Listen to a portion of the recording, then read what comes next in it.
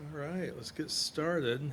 Um, I want to back up a little bit before we get into the Chronicles of Narnia. I want to say some more things about the apologetic novel, specifically The Great Divorce. By the way, notice the difference between a nonfiction work and a fiction work. I've heard people say, oh, C.S. Lewis, you can't trust him. He thinks people in hell can go to heaven on a bus and choose to stay there after they die.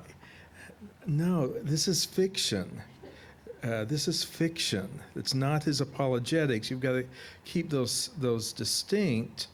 Even in Great Divorce, though, it says that these choices are shadows of choices made long ago. So you don't look at a work of fiction and say that Lewis really believed that his fantasy or his symbolic story is actual hard fact. But I want you to notice what he does. In Great Divorce, how many of you have read it? Okay. He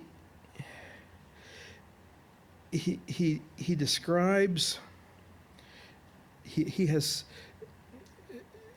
people from hell, which he describes as this dark city, and everybody keeps moving away from everyone else because they can't stand being around anyone else. Again, he's exploring an aspect of sin, and anyway, then he imagines a holiday from hell where the different damned souls get on a flying bus and go, actually not to heaven. He said this is just the outskirts of heaven.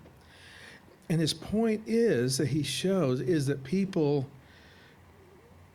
choose to go to hell, that they don't want heaven.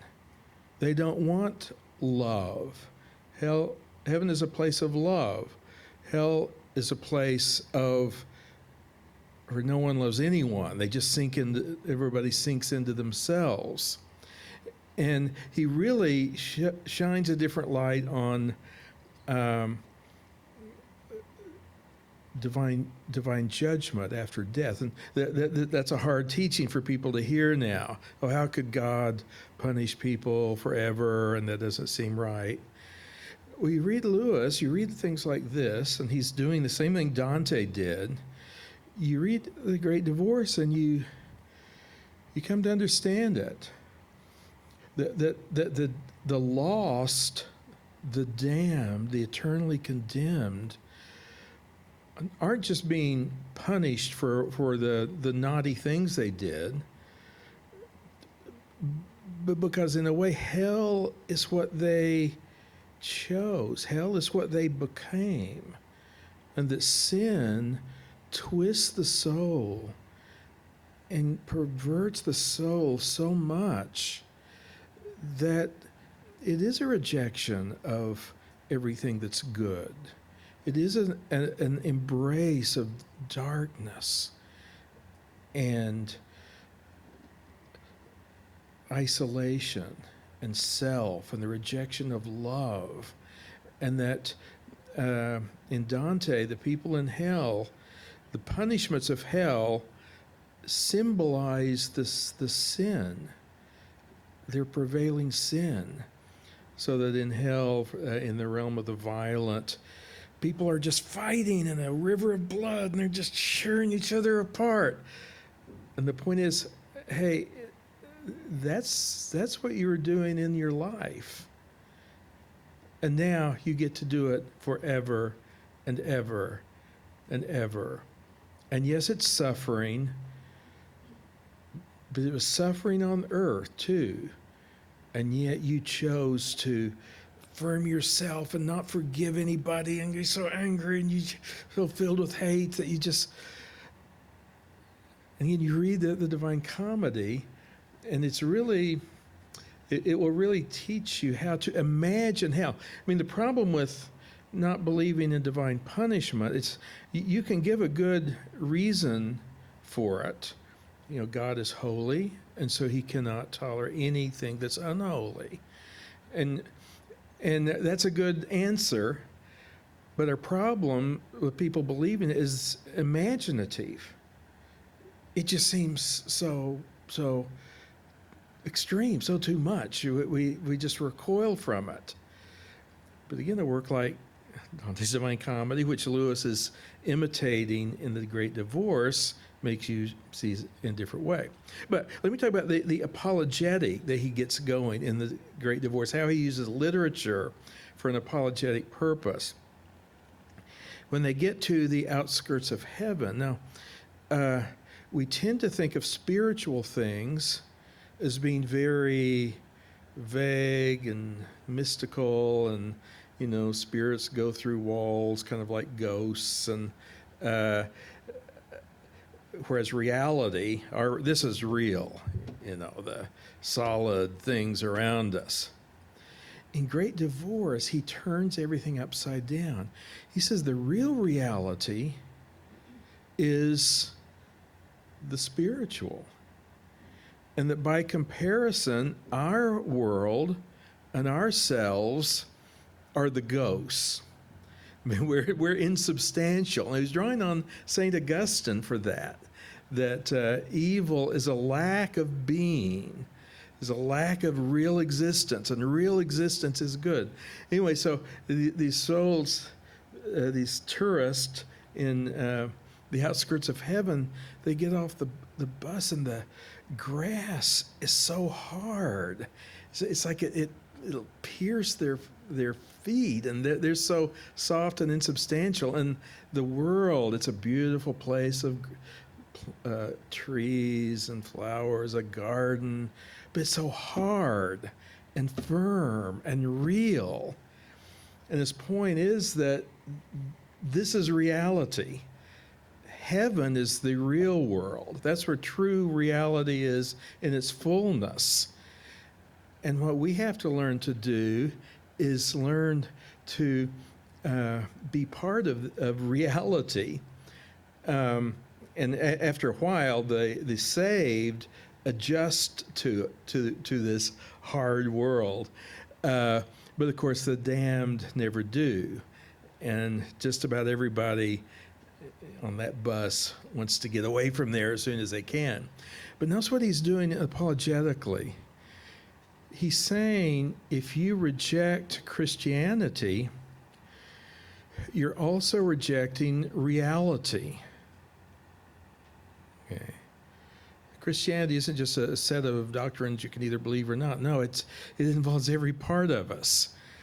And those who reject Christianity are also rejecting reality. Now, I said, well, how could that be?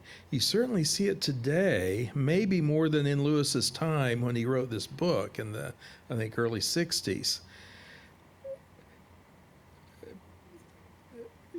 We have the idea, the postmodernists, that we create our own reality, right? That there is no objective truth. Everybody creates in their mind what's right for them. Okay. Now notice that's rejecting the very possibility of anything that's real, anything that's objectively true.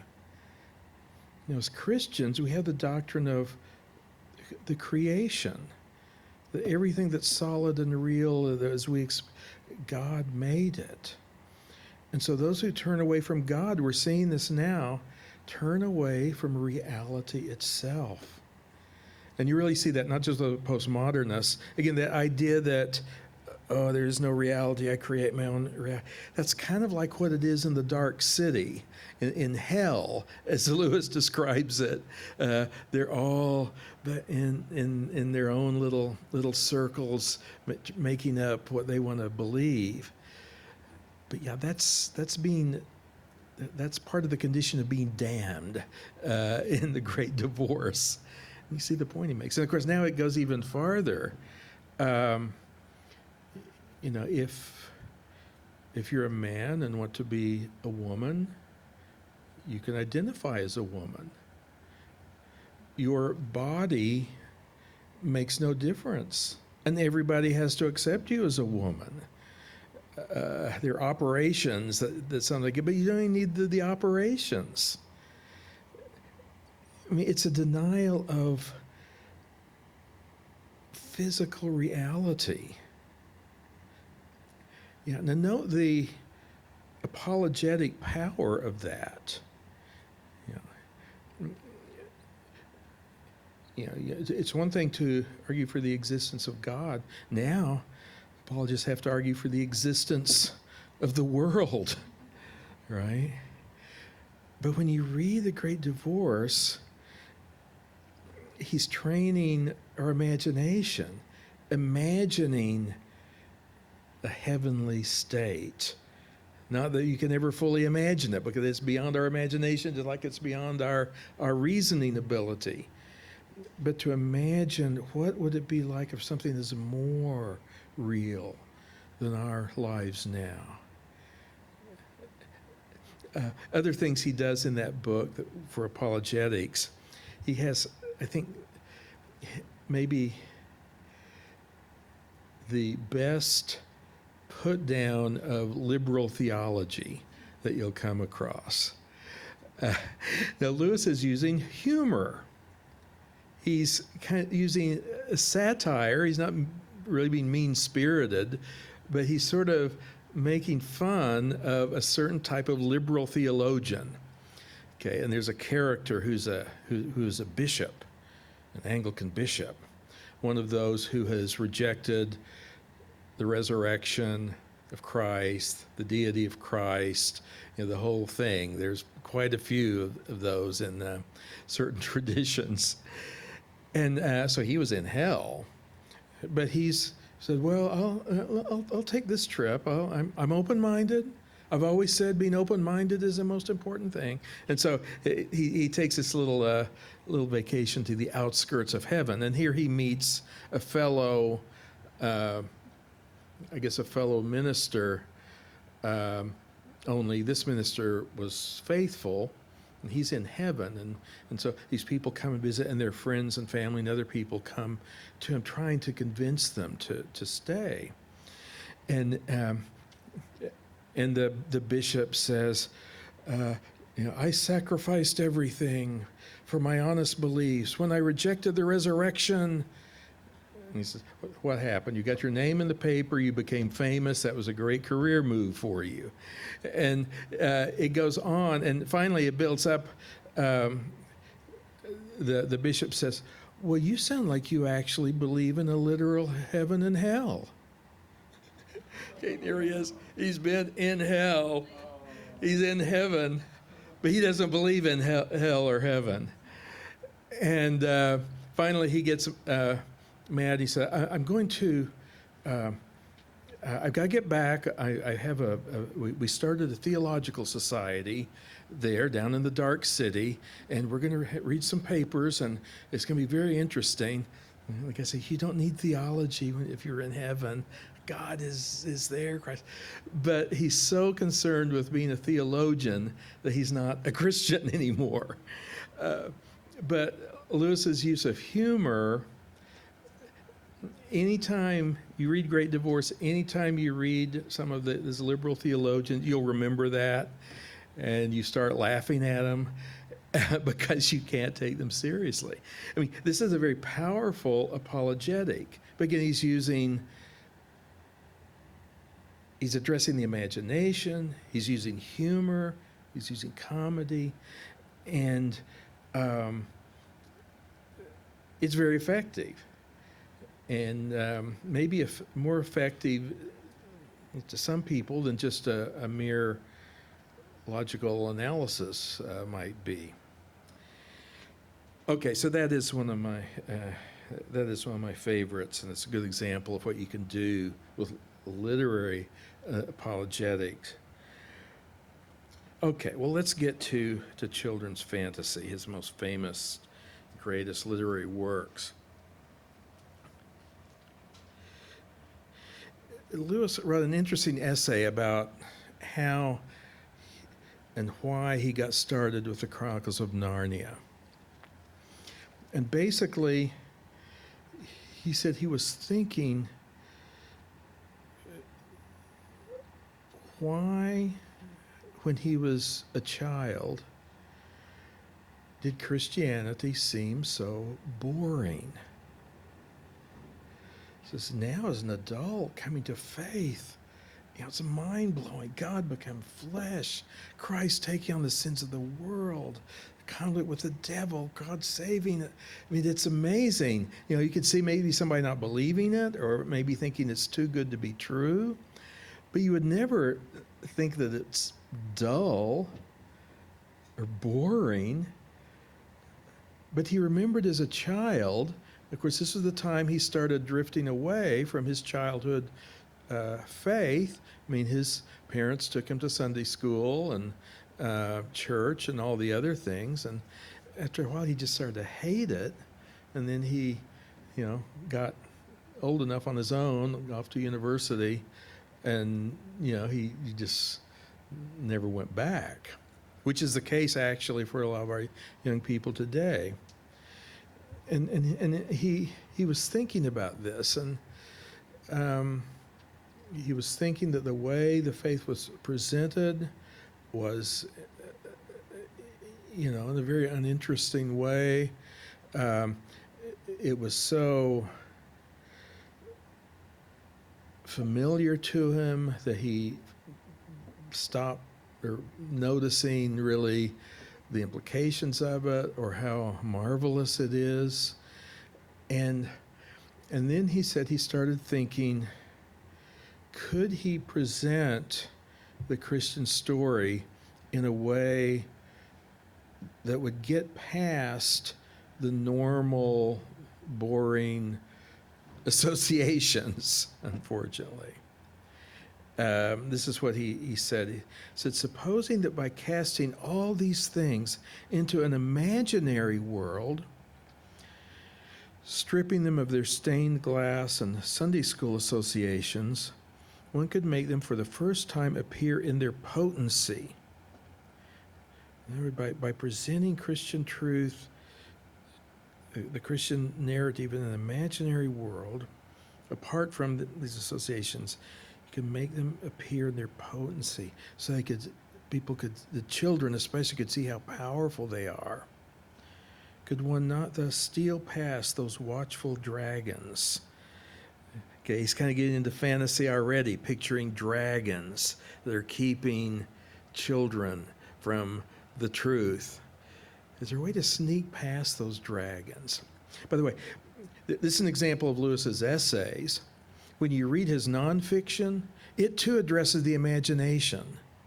I think that's one reason it's so powerful. It's not just logical. I mean, he's talking about it, but look at the visual image: stained glass, Sunday school, dragons. He's writing concretely. He's illustrating his ideas with vivid imagery. He's appealing to our imagination, which is simply our ability to think in terms of pictures in our mind. That's all imagination is. If I say, think of a tree, you can think of a tree. Okay, you've used your imagination. People say, I don't have a good imagination. No, you do. We spend most of our mind imagining things, whether you're daydreaming or planning what you're going to do tomorrow or remembering something. Most of our thought is actually in pictures like that, not in just reasoning. Anyway, so he thought that in the title of this essay, he said, how could he do that? And he said he thought he would write a children's story. Lewis never had any children. He'd say he didn't know much about them, they might think. But he was a child, and he said sometimes a children's story can best say what needs to be said. In Experiment in Criticism, he defends children's stories as well as science fiction and other types of writing that people look down their nose at. And he commented that a good children's story is going to be just as enjoyable to an adult if it's done right. You may remember reading to children some of the books you can hardly get through. Some of them, though, are really good, and you maybe get more out of it than your child. Those are the best, in Lewis's opinion. Another word for what Lewis is trying to do in terms of literary criticism is he's trying to defamiliarize, in this case, the Christian faith. To defamiliarize. Someone made the point that we get so familiar with something that we stop appreciating it, right? We stop even paying attention to it.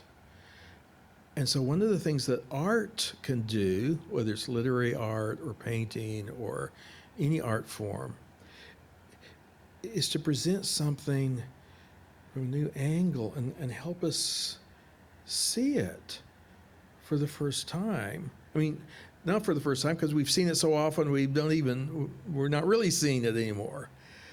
But, I mean, when you see a picture in a frame, you see people's faces, and they're lifted up in a frame, put on a wall. You notice them, you see them, you appreciate them, maybe more so. You've seen them all around, take them for granted. But art has a way of making us notice things. Anyway, by making a fantasy, by using fairy tales and children's stories, Lewis is defamiliarizing really the gospel. Now, talk about how he did that. Okay. Lewis was a great letter writer. He had hundreds and thousands of fans, and they would write him letters. And Lewis made it a point that he would answer the letters when people wrote him something. A day of email, that's unimaginable. We've lost completely the art of letter writing. But Lewis took it very seriously, including writing to children. And he got a letter from a young girl named Anna who asked Lewis about the Narnia stories. And he gave her this really good answer in quite a lot of detail, where he lays out what he was trying to do in each of the Narnia stories. So we got to read it. He tells Anne, he says, the whole Narnian story is about Christ. That is to say, I ask myself, supposing that there really was a world like Narnia, and supposing it had, like our world, gone wrong, and supposing Christ wanted to go into that world and save it, as he did ours, what might have happened? He said, the stories are my answers. Since Narnia is a world of talking beasts, I thought he would become a talking beast there as he became a man here.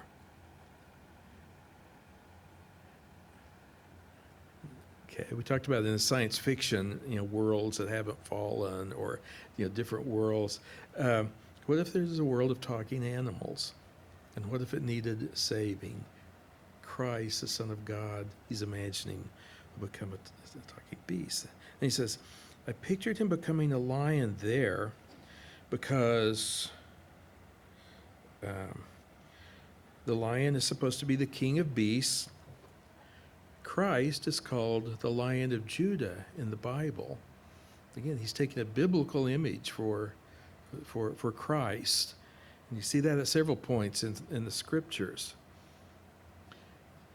I've been having strange dreams about lions, and I began writing the work.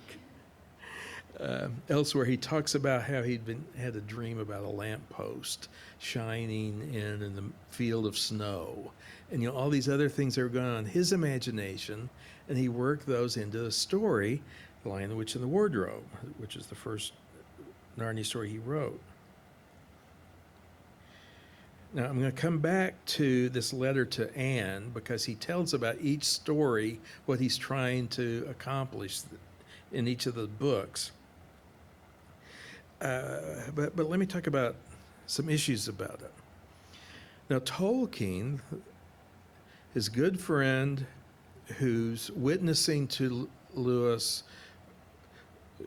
was pivotal in his conversion. Tolkien did not like the Chronicles of Narnia, and for several reasons. One, Tolkien's Middle-earth is a completely self-contained imaginary world, right? And Tolkien had a whole theory of fantasy based on the writer's ability to make a sub-creation, just as God created the actual world. A writer can create a imaginary world. Whereas Lewis's, it's fantasy, but notice it goes back and forth between the real world and the fantasy world. Lion, the Witch, and the Wardrobe starts with World War II, and the sad fact that because of the bombings in the Battle of Britain, families would send their children out to the countryside to live with families. And it was a great thing in England. Families generously opened their homes to children, to people they didn't even know. They wanted to save the children from the bombing, from the Nazi bombings. And I mean, that's really grim. But that's how the Lion, the Witch, and the Wardrobe start. The Pevensey children get put on a train, tags sewn onto their clothes, and they're going out into the country, and they're living, during the terrible, dangerous time of in this professor's house, and that gets it going. And so in Narnia, the children go back and forth. In Lion, the Witch, and the Wardrobe, they go into this, they're playing hide and seek, they go into this wardrobe, and they keep going past the coats, and they're going deep, and they find themselves in Narnia. Oh, who all is going to the Wade collection tomorrow? Okay, I can't wait. When years ago, back in the 80s, I was a visiting professor at Wheaton College, and this was before they had the Wade collection here, and there in the library. They didn't have their own nice building and all, but Lewis's actual wardrobe was just right there, and it's all carved. It looked very mysterious, and they let our kids go inside it. And I think they half expected not to come out, or if they came out, after they'd have this great adventure. But anyway, it's amazing. But those of you who go, and if you can, you might want to see if you're able to. You'll see Lewis's wardrobe that was the inspiration for this. Anyway, but they go, and then they come back, and one of them goes and gets in league with the White Witch, and then keeps. So you have that interchange between our real world, of course it's fictional world too, but our world and this fantasy world. Tolkien thought that violated the rules of fantasy. But actually there is good precedent for that. Not all fantasies are like Tolkien's. Lewis's example was Sir Edmund Spenser, the Fairy Queen, one of the pioneering fantasies, which is about King Arthur as a boy as a prince, he sees this beautiful elven lady, and he loves her, and he's trying to find her, and he finds himself in this fantasy world. And so there's plenty of precedent, and that's not the only one. But I think it's a very effective, because, okay, in the fantasy world, you have the White Witch, and she's a really bad person. She has her secret police, the wolves that are always spying on everybody and all the rest. Well, what about what the children were trying to be protected from? You know, that kind of evil in the fantasy world is also an evil in the real world. And the fantasy world, I think, helps us see it more clearly for what it is. You have, in some of the others, problems of bullying in the real world. And then you see just how people mistreat each other in the fantasy world. And so there's a connection between them. And if you're teaching the Chronicles of Narnia, that's a good thing you can kind of bring out. Also, Tolkien didn't like allegory. He didn't like all the symbolism. A lot of scholars have shown that The Lord of the Rings, it does grow out of a Christian worldview, but it's not explicit. It's not symbolic. Lewis, though, was the great scholar of allegory, great medieval literary form. And so he's not afraid to use symbols to explore the Christian faith. Well, yeah. Another thing about Spenser's Fairy Queen, Lewis says in each of the books of the Fairy Queen, there's 9 books, they're good stories, but they have an episode in them that's the allegorical center, where you see symbolically the real themes played out in a symbolic way. And notice that's exactly what you have in the Chronicles of Narnia. In Lion, the Witch, and the Wardrobe, what's the key scene in The Lion, the Witch, and the Wardrobe? What one do you remember the most? Yeah, when Aslan died for the sins of that rotten little kid, Edmund. And of course, that's the heart of it. And you'll find in just about every other book of the Chronicles of Narnia, sometimes it's clearer than others, there's a similar key episode where it gets symbolic, where the meaning of it really comes out. And then you can go back and see how that applies to everything else. I'll get back to that in a minute. Another issue, there's a controversy over their order. Do you read them in chronological order of the story time, or the order in which they were written? Lewis wrote Lion, the Witch, and the Wardrobe first, then, let's see, Prince Caspian, I think, and on and on. Towards the end, the second to the last one he wrote was Magician's Nephew, that gives us a creation story, and he ties his world, kind of all together. So should you start with the creation, start with Magician's Nephew, and then read them in the order of the events, or the order in which they were written? Well, I say, literary professor that I am, it's much more helpful to study them in the order they were written, because you can see how Lewis is growing in his ability and the things he takes up, and how he's changing and doing things from one to the other. But Lewis told Anne and some other kids who wrote him, he said, well, yeah, I think read them in the order. Start with creation, and then you could be, this one, this one, this one, this one. And so now the editions all show that. Volume 1 is Magician's Nephew. Again, in one sense it doesn't matter, but that's an issue about it. There are references in Lion, the Witch, and the Wardrobe introducing Aslan for the first time. And it'll even say things like, now, you have never thought of this. You've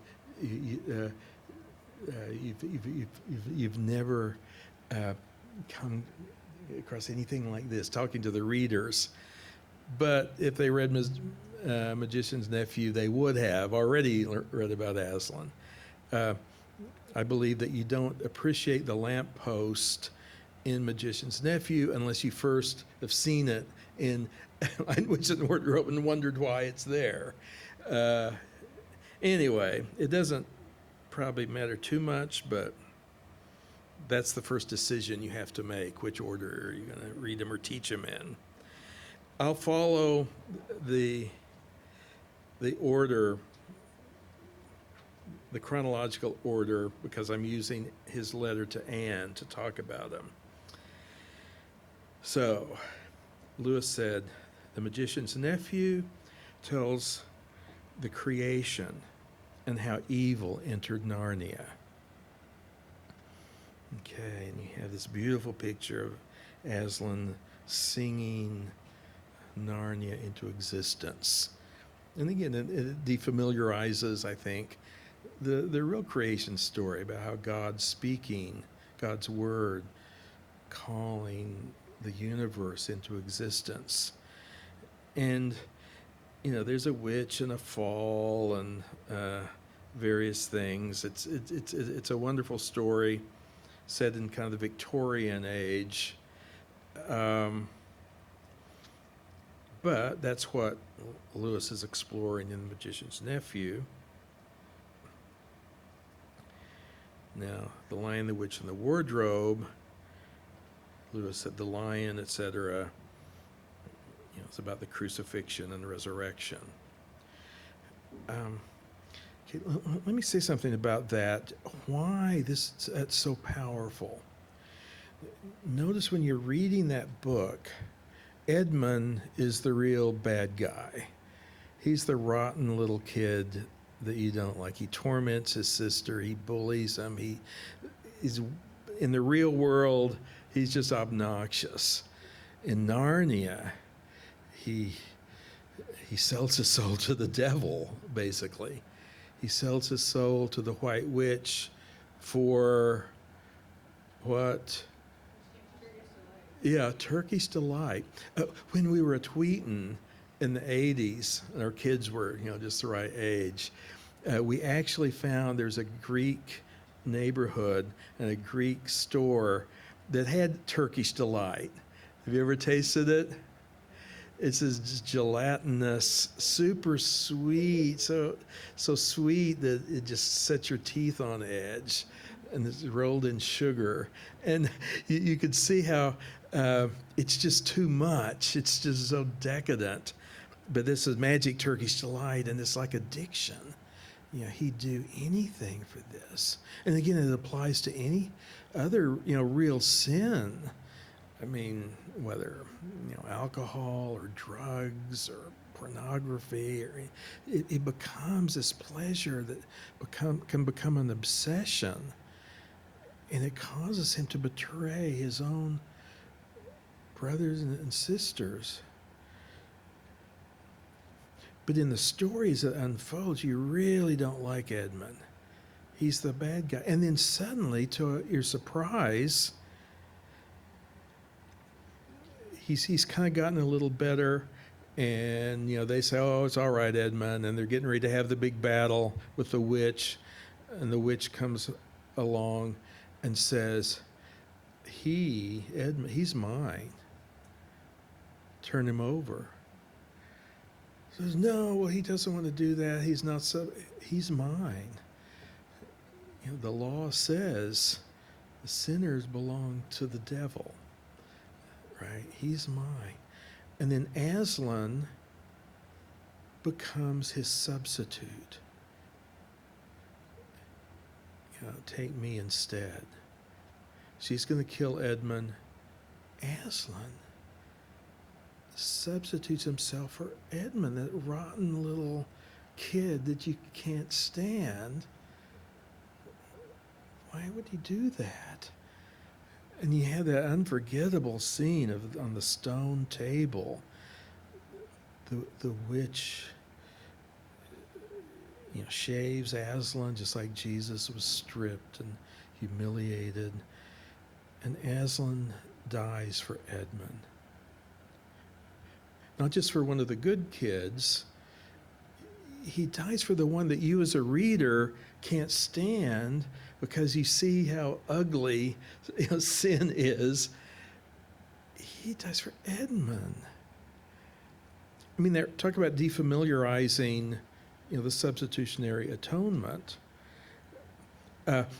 It was said, and the questions about Dr. Heck, that Lewis, being an Anglican, he's not really as strong on atonement theories as Lutherans are, and that's true. And in Mere Christianity, he kind of said, well, is Jesus died for our sins? How it happened? Lots of different theories we can't really say. Just know that the reality is he died for our sins. But in his literature, Lewis is a lot more conservative and orthodox, I think, than he is sometimes in his nonfiction writing. And talk about substitutionary atonement, there it is in The Lion, the Witch, and the Wardrobe, right? And that's such a powerful gospel message that the reader, whether you're a child or an adult, you see what it means that Christ died for sinners. And then you realize, wow, I am like Edmund. He died for somebody like Edmund. He died for me. He took my place. I mean, it's an overwhelming thing, isn't it? And it's not just the intellectual head knowledge, it's realizing that with your imagination, so you can appreciate just the magnitude of what it's saying. So I think that's a great gospel. I mean, throughout its symbols, the witch turns people to stone, just as sin, as we've seen in the Great Divorce and others, sin makes us less human. It makes us less alive. It makes us less feeling and sensitive. It turns us, and Scripture talks about how God changes our heart of stone into a heart of flesh, right? Again, sin, being lost, it's a matter of what a person is and becomes. And salvation is the grace that God gives us through the sacrifice of his Son. Anyway, that's Lion, the Witch, and the Wardrobe, I think, is the most powerful of these books.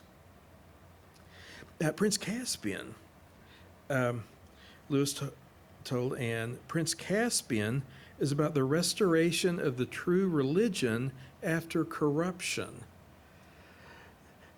Okay, now this is kind of where we are today. In Prince Caspian, it's at a future time where people in Narnia forgot about Aslan. And they are ruled by a cruel, highly secularist kind of order. And Prince Caspian, his father, is an evil king. Or no, it's not his father, it's his uncle who murdered his father. That comes out later, Miraz. And Prince Caspian is given an education it's about classical education too, isn't it? An education just materialistic, practical, Don't think about these big things. Don't ask those kinds of big questions. And in the course of Prince Caspian, it's about Caspian in secret, sort of finding out things, reading old books, seeing that there's something more. And finally, the children come from Earth, and it becomes a catalyst for a revolution and the recovery of Narnia, rebirth of Narnia.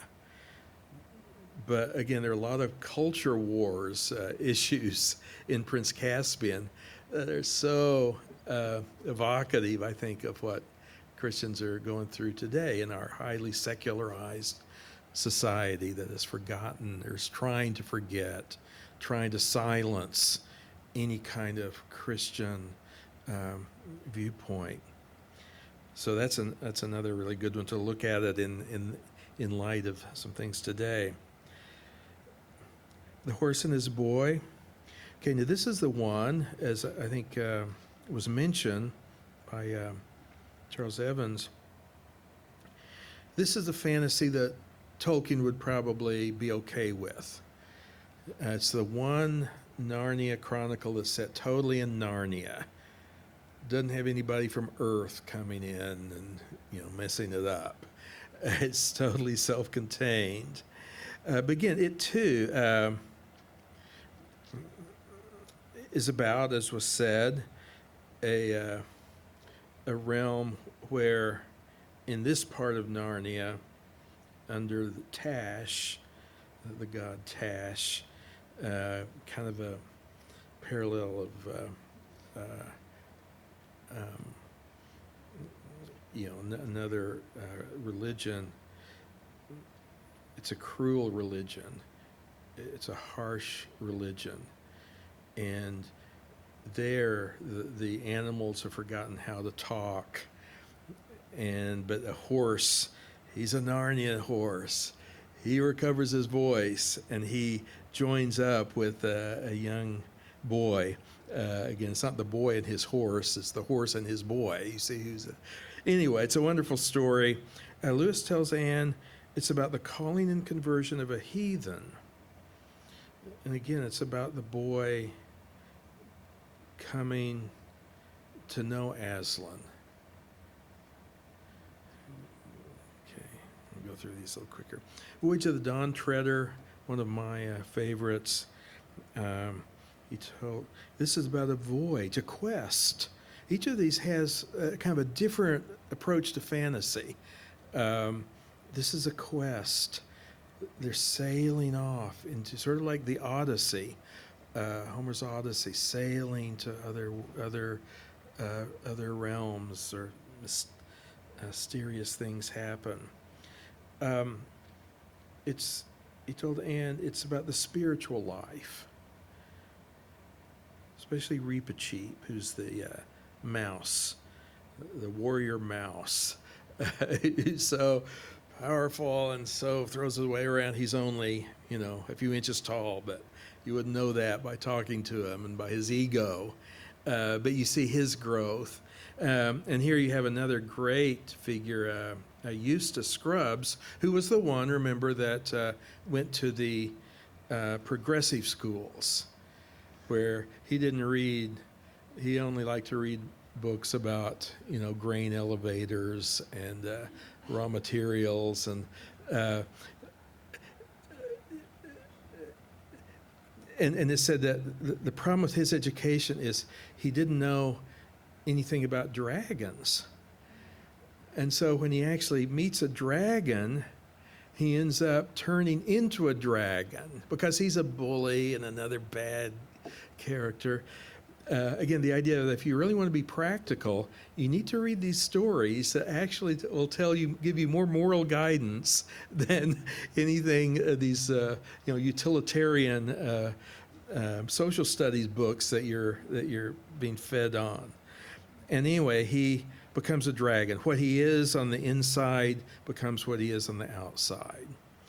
But again, Aslan comes and just claws the dragon off of him I mean, he just claws the skin, and it hurts, it's painful, but he works on it until the boy inside comes out.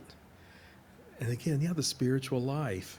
I mean, God sometimes is rough with us. Sometimes it hurts when he changes us, but he does it to bring out really who we really are, who he wants us to be. Anyway, that's one of my favorites. Silverchair, he told Anne, it's the continuing war with the powers of darkness. And you have another evil queen. This is significant in that in every epic story, there's some kind of descent into the underworld. Okay, in Homer, there's a scene where Achilles' mother goes down into Hades to get a shield made for her son. In the Odyssey, Odysseus goes down looking for his father into hell. A lot of times it's a descent, sometimes it's just going underground. And you see, for some reason, every epic has a place. Sometimes in more modern ones, it's a psychological descent, where the character goes through a period of depression. I mean, the word depression, that's an image too, isn't it? It's a low place. And so you'll see a character in a novel, maybe a great hero, he goes through maybe this depressing mood that he has to find a way to come out of. So sometimes it's a literal descent, sometimes it's figurative, sometimes you're just going down into a cave. But it's funny, no one knows quite why this is, but in stories that are epics, big, Lord of the Rings, again, going down into the mines of Moria, or Gandalf battles the Balrog. It's a great scene, but again, that's part of these epics. Anyway, that happens here in Silverchair.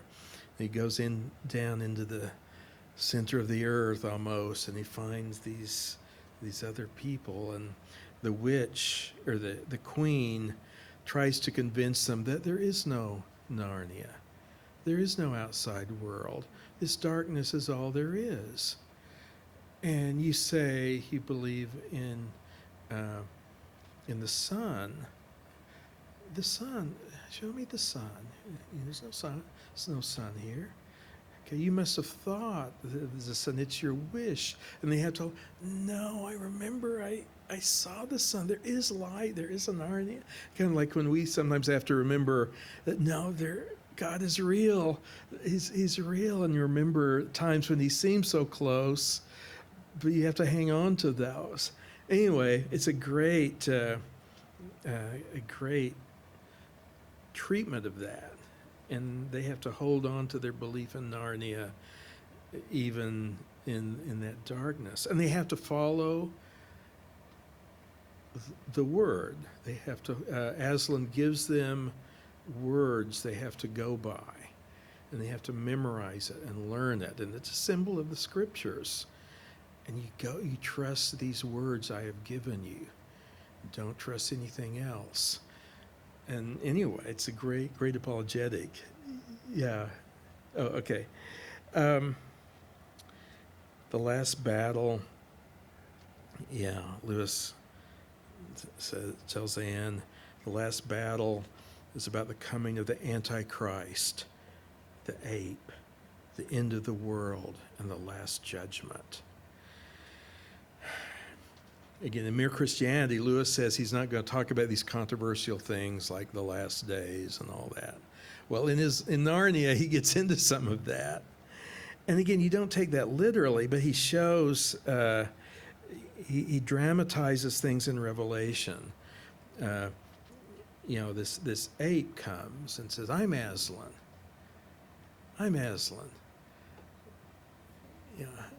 No, he's the anti-Aslan, because he's not like Aslan at all.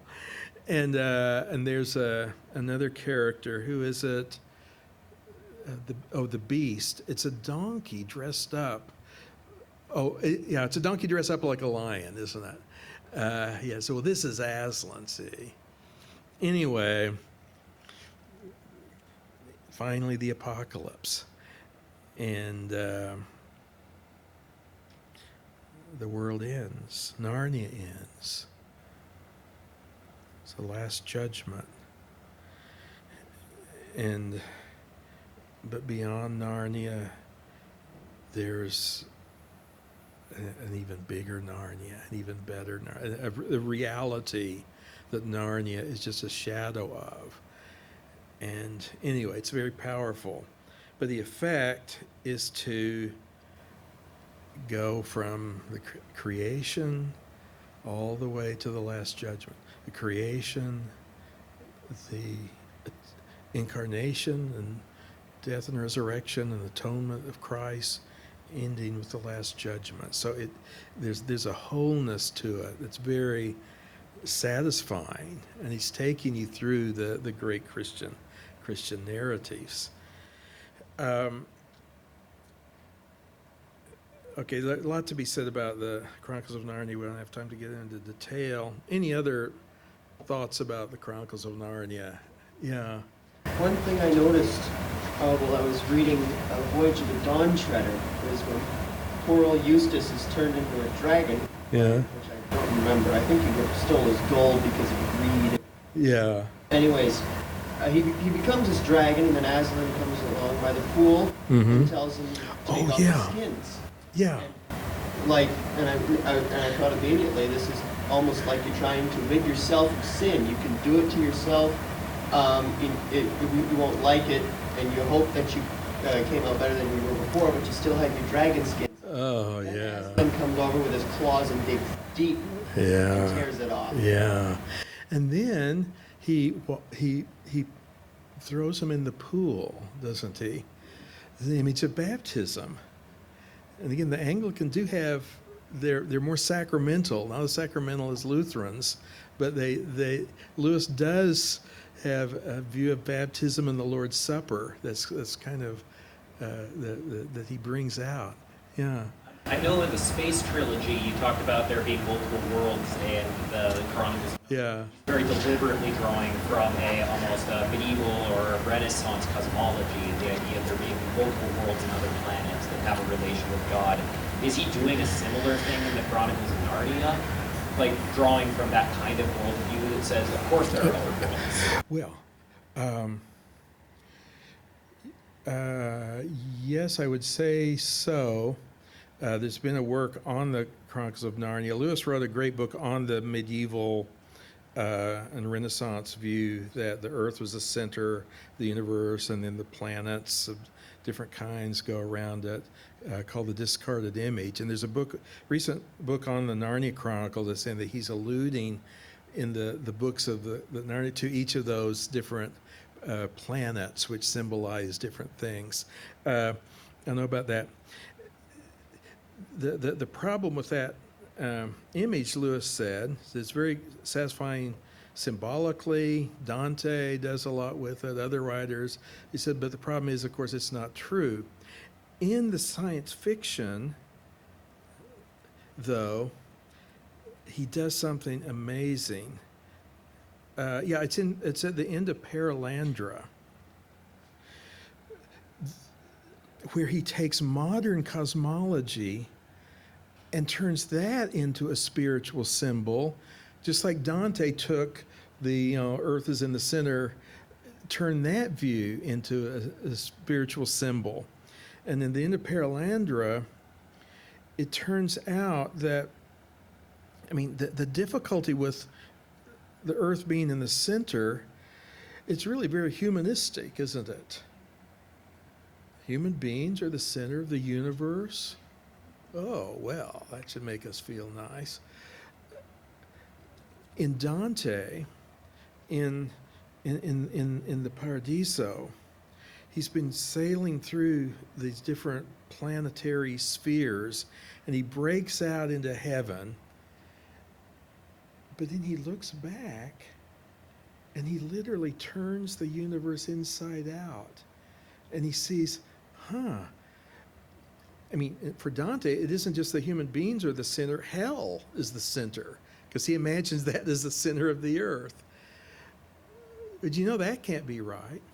He looked again and he saw that God is the real center. And he turns everything that he's written up at this point just inside out. God is the center. Everything really revolves around him. And hell is the farthest away from God. Anyway, in Paralandra, this business of the center, at the time, scientists were saying that the universe is infinite. It just goes on and on. Now, modern scientists recognize it's limited, which fits more, I think, a Christian worldview. But anyway, Lewis, at the end of Narnia, these angels appear, and they start singing about how every person is a center. In other words, in an infinite universe, every point is equally the center compared to every other point. And so you are the center, and just like you are the center, from God's perspective, this is why he listens to you and you pray, how he attends to you, even though there are millions of people in the world. And of course, ultimately, he is the real center, and yet of his love, he treats us that way. Anyway, it's a remarkable scene, and he's taking modern cosmology, modern scientific cosmology, and he's turning that into a symbol of some spiritual truths. It's amazing. Yeah. Okay, let me get back down and finish it. One more novel he wrote towards the end, Till We Have Faces, a Myth Retold. Okay, this one I describe as Lewis trying to write a modernist novel. Talked about his quarrel with the drab poetry of the poets of the 1950s, 1960s. In fiction had become very psychological, very much. One thing they did a lot with myth. They would take myths, and the thought was that not that they're untrue stories or even pagan stories, but stories that are repeated and have psychological resonance. James Joyce wrote Ulysses, telling the story of Ulysses in terms of a guy, an Irish guy, leaving a pub drunk and trying to find his way home, going through the slums and dirty streets of Dublin. Ulysses. And so it's a very complicated, kind of impressive, in my opinion, kind of unreadable work. It's considered the great novel of the 20th century. But Till We Have Faces, Lewis is trying to write something kind of similar. He's telling the story of the myth of Cupid and Psyche. And it's about Psyche, which, again, psychology, a word means soul. Somehow there's a love story, but if they see each other, the love will be destroyed, and they can't look at each other. And anyway, you can imagine what you can do with that. Experimenting with points of view, persona, wearing masks and pretending to be someone you aren't. The literary world did a lot of that. And Lewis is writing that kind of a book. A lot of the themes are in his great book, The Four Loves, the different kinds of loves that we have. And so it's an interesting book. Lewis thought it was his best. Maybe it was. I don't think it's. Has anybody read it? Yeah. What do you think? Did you?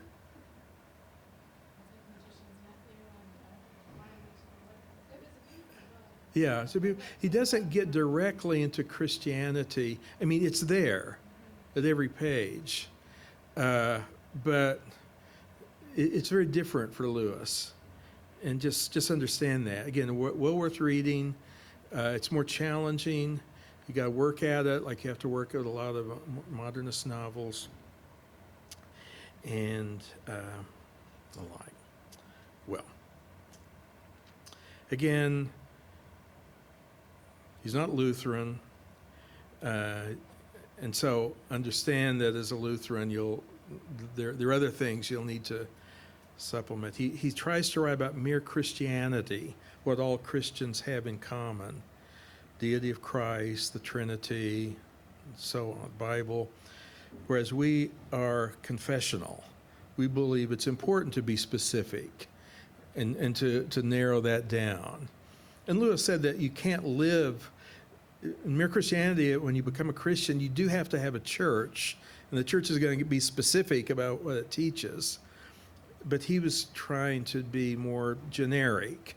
And again, we might criticize the effort, but appreciate for what he does. He's very much against liberal theology of all kinds, and is a good ally against that. Again, week on the atonement, I talked about that. Not so much in the apologetics, but it's the Lion, the Witch, and the Wardrobe. It's there. Some say he's more moralistic rather than gospel-focused.